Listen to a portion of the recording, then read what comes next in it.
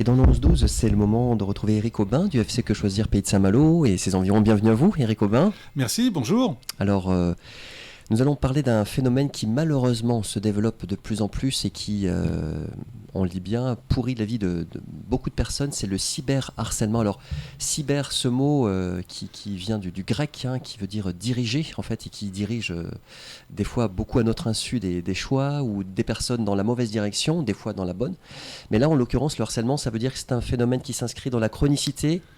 C'est un phénomène grave, en fait, qui s'inscrit, globalement, dans tout ce qui est cybermalveillance. C'est un des éléments majeurs ou importants des cyberescrocs, qui vont pouvoir d'ailleurs faire du chantage ou du rançonnage par la cybermalveillance, par le cyberharcèlement. Parce que personne n'a envie d'être sali, de voir son image polluée, d'avoir des soucis avec tout le monde. Alors voilà, effectivement, c'est un sujet qui est très important et je suis ravi et merci à Radio Parole de Vie de faire cette rubrique parce qu'elle est importante pour tout le monde, qu'on soit atteint par la cybermalveillance ou bien qu'on en soit témoin, on a quelque chose à faire, il y a des outils, il faut les connaître et puis il faut aussi s'en protéger. Alors vous vous souvenez que la semaine dernière, je vous avais dit que j'avais jeté mon ordinateur, mon téléphone, ma voiture, j'avais pris une 4L de 1970, j'avais paumé mon boulot parce que mon patron ne pouvait plus me contacter. Du coup, j'ai quand même décidé de me reconnecter, mais cette fois-ci d'être vachement plus prudent. J'ai rangé la 4L et je reprends le Wi-Fi. Alors, d'autant qu'il va y avoir les promotions du Black Friday qui arrivent et que j'ai pas envie de les rater. Mais attention, il peut y avoir un certain nombre de pièges dans lesquels on va essayer de ne pas tomber. Donc en fait, de quoi est-ce qu'il s'agit ? Si on part de la cybermalveillance globalement, en fait, on peut être pris dans les filets d'escrocs qui ont un nouveau mode de fonctionnement au travers d'Internet et qui vont essayer de s'accaparer quoi ?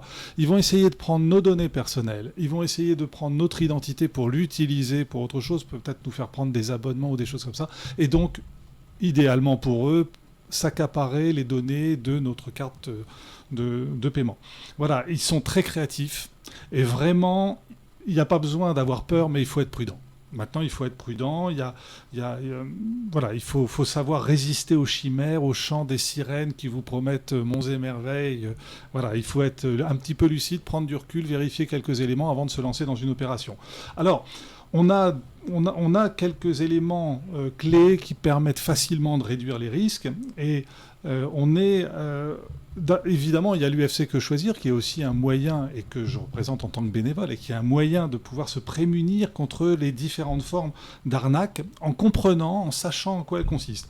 Et donc, je vous rappelle que vous pouvez vous abonner à une newsletter, que vous pouvez devenir adhérent ou comme moi que vous pouvez être bénévole parce que c'est très riche et on apprend énormément de choses et on peut partager énormément de choses. En fait, nos adhérents nous le disent régulièrement, il est très facile de tomber dans les filets des escrocs. Un de nos adhérents me disait, il y a pas plus tard que la semaine dernière, qu'effectivement, la première fois à un moment, il travaillait sur son ordinateur, c'était un PC, et donc il a vu une fenêtre Microsoft s'ouvrir en disant appelez vous avez un problème, il faut appeler tel numéro. Il a appelé le numéro en question, il en a eu pour 160 €. Il s'en était pas rendu compte. Ça l'a un peu vacciné, il le fera plus, mais bon. Voilà, c'est typiquement le genre de piège. Rien que ce matin, alors évidemment, j'ai commandé la semaine dernière un élément sur une boutique en ligne. Je me retrouve avec plusieurs messages qui me disent on n'arrive pas à livrer votre colis, il faut que vous cliquiez sur tel bouton. Je ne vais pas le faire. Mais d'un autre côté, j'attends un colis. Mais je sais, parce que je suis un peu méfiant maintenant, je sais que ça n'est pas l'expéditeur du colis qui m'envoie ça. Donc voilà, simplement. Ça s'accroche à des éléments de vie qu'on a, comme par exemple passer une commande à Internet et on va se faire avoir. Donc, on va juste rappeler, parce que c'est important, que vous allez être abreuvé de messages avec l'arrivée du Black Friday qui vient des États-Unis. C'est vendredi 25. D'ici là, vous allez recevoir des tonnes de messages. Soyez très prudents. Il y a des sites internet frauduleux. Ils utilisent des enseignes connues. Ils vous appâtent. Il y a des faux supports techniques. Ils peuvent, si vous cliquez maladroitement sur un bouton, ça peut introduire un malware, donc un virus sur votre ordinateur qui va aller bloquer votre ordinateur ou pire, voler toutes vos données. Ça peut passer par des SMS, bref. Voilà, les messages, c'est toujours des promotions qui sont démentes, des garanties de livraison gratuite, un service support, une possibilité de se rétracter très rapidement. Bref, voilà. Vous ne serez évidemment pas livré, vous aurez payé, vous ne recevrez jamais le produit, vous savez comment ça va se passer. Pour éviter cette arnaque, vraiment vérifiez les offres qui vous sont envoyées, soyez prudents. Vérifiez que l'adresse est bien la bonne. Si vous recevez un mail qui est signé par une enseigne connue, vérifiez que l'expéditeur correspond aussi à cette enseigne connue. Parce que voilà, un commercial de chez l'enseigne X ne va pas vous envoyer un mail sur Gmail. Il va vous l'envoyer avec @l'enseigne-x.fr par exemple. Voilà. Il faut vraiment vérifier ça. Et en cas de cyberarnaque, alors c'est ça qui est intéressant, vous pouvez signaler. Vous avez un numéro de téléphone que je vais vous donner, qui est important parce que vous pouvez à la fois vous informer sur les escroqueries qui sont en cours, vous pouvez aussi signaler un site internet, vous pouvez signaler des courriels d'escroquerie, vous pouvez signaler un vol de coordonnées bancaires ou une tentative d'hameçonnage. Là, vous êtes un petit peu en amont et vous appelez Info Escroquerie qui est au 0805 805 817. Voilà, c'est un appel gratuit depuis la France et on peut appeler tous les jours de la semaine, du lundi au vendredi, de 9h à 18h30. Je répète le numéro, 0805 805 817. Toujours utile. Voilà, c'est vraiment important. Vous avez des infos et vous pouvez déclarer des choses. Ensuite, il y a d'autres moyens qui existent. C'est la plateforme nationale qui vous donne des informations qui s'appelle cybermalveillance.gouv.fr. Donc là, vous prenez énormément d'informations, c'est pour enrichir votre compréhension du sujet. Et puis si vous voulez passer à l'action, mettre en route la justice, la police, la gendarmerie, vous avez la plateforme numérique Thésée et vous avez la plateforme Pharos. Peut-être qu'il faudra rappeler un petit peu ce que chacune fait. La plateforme Thésée, en quelques mots, ce sont des gendarmes et des policiers qui vont mener une enquête à partir du moment où vous avez suivi un processus de déclaration de plainte. Donc ça se fait en ligne et vous déclarez que vous avez fait l'objet de faux acheteurs, faux vendeurs, fraude liée aussi à des faux sites de vente, les rançongiciels, vous savez, on vous bloque votre ordinateur, vous devez payer, ou alors les fausses locations saisonnières, les chantages, les escroqueries en ligne, le piratage de messagerie électronique, tout ça, c'est sur la plateforme Thésée. Ils vont mener l'enquête, ils vont saisir le procureur qui est à Nanterre. Lui va déléguer les actions auprès de la police locale qui ira interpeller les personnes. Voilà. Donc, vous vous rendez sur servicepublic.fr pour aller sur la plateforme Thésée et vous cliquez sur Justice, arnaque sur Internet et vous suivez le mouvement. Vous verrez, c'est très simple. Ensuite, vous avez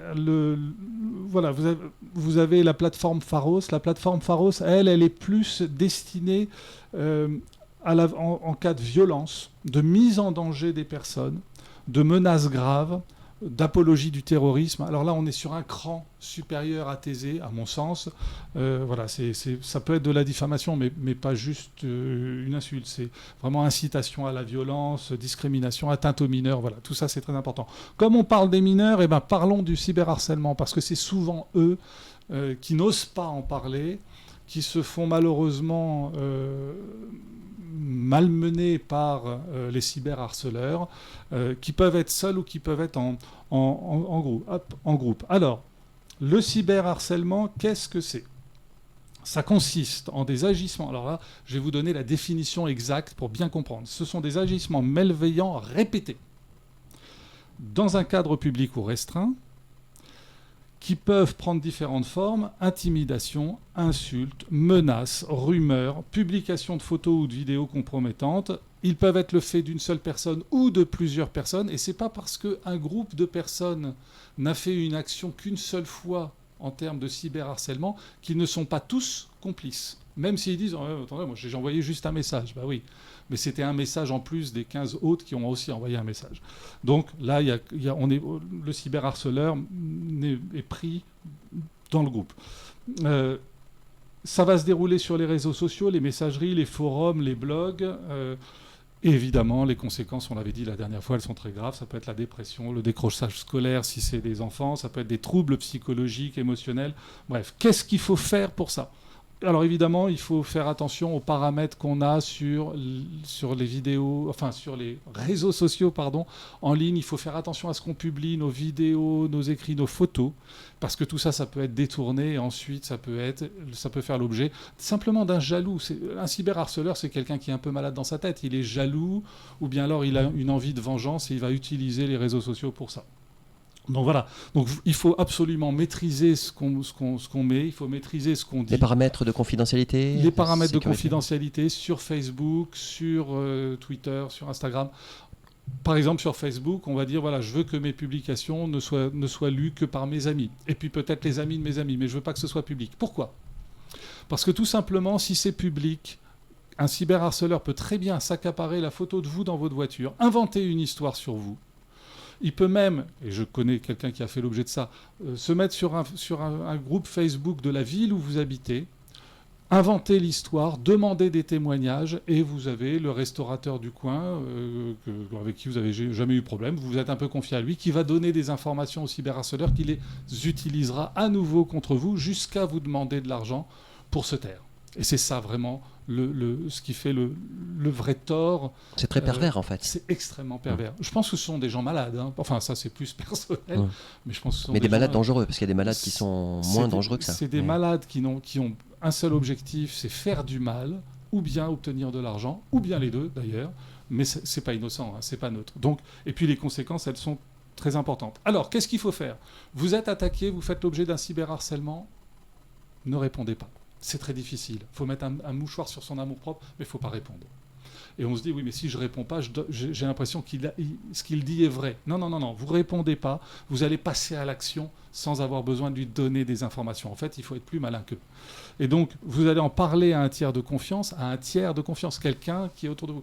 Et dites-le à vos enfants. Dites à vos enfants, OK, si tu as le sentiment d'être harcelé, parle-en à ton père, parle-en à ta mère, parle-en à ton copain, quelqu'un en qui tu as confiance, qui va t'aider, qui va t'écouter et qui va pouvoir aussi te guider dans les actions à mener.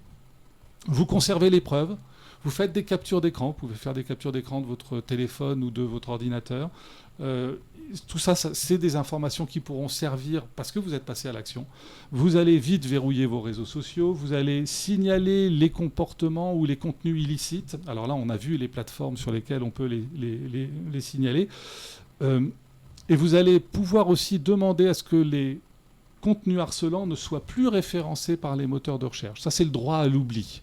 Vous avez tout à fait le droit. C'est la CNIL qui gère ça ? Oui, absolument. C'est la Commission nationale d'informatique et liberté, oui. Exactement, qui maintenant peut imposer aux moteurs de recherche de dire non, ça maintenant on supprime tout ça. Alors les moteurs de recherche rechignent, il faut insister, mais ça se fait finalement. Vous signalez les faits sur la plateforme, alors vous pouvez aller sur la plateforme Thésée ou Pharos selon la violence des éléments. Vous pouvez aussi aller prendre des informations sur internet-signalement.gouv.fr. internet-signalement.gouv.fr. Voilà. Et vous déposez plainte au commissariat de police ou, comme on l'a vu tout à l'heure, vous avez cette possibilité de faire votre déclaration par Internet. Voilà. À partir du moment où vous êtes, vous, témoin, ça peut arriver qu'on soit simplement témoin. On n'est pas la personne incriminée directement, mais on est le témoin. Vous avez les mêmes actions que vous pouvez mener. Vous pouvez faire exactement la même chose, déclarer les mêmes faits sur les mêmes plateformes, informer. Parce que peut-être que la personne qui est victime de cyberharcèlement elle-même est déjà dans le fond du trou et qu'elle veut plus en entendre parler. On va l'aider. On va pouvoir déclarer les choses. Mais attention, on ne va pas répondre au cyberharceleur à sa place. Oui. Il faut toujours ne pas donner la réponse. Il ne doit pas savoir quelles sont les actions qui vont être menées. Parce que sinon, si on a fait en parallèle une plainte sur la plateforme Thésée, on va gêner l'action de la police. Parce que le cyberharceleur sait que quelque chose va se passer. Donc, on ne l'insulte pas, on ne joue pas son jeu, on ne répond pas, on se protège sur les réseaux sociaux, on fait attention à ce qu'on publie, éventuellement on élimine des choses qu'on a peut-être pu publier auparavant, des photos, etc. Et vraiment, c'est pas compliqué, mais il faut le faire pour éviter... En règle générale, Éric Aubin, justement, sur Facebook ou d'autres réseaux sociaux, c'est essentiel quand même de rester assez discret. Parce qu'il y a des personnes qui mettent des photos de leurs conjoints, de leurs enfants, parce qu'ils peuvent être piratés, en fait, ces sites-là, ces pages. Oui, bien sûr. Ah non, non, mais absolument, absolument. On peut très bien, je peux prendre une... Alors si j'étais un cyberharceleur, je prends une photo de vous avec votre famille et je dis, voilà, en parallèle d'une vie bien, qui a l'air d'être bien remplie, Jean-Christophe en réalité est un pervers qui viole les enfants. Enfin, je peux inventer n'importe quoi.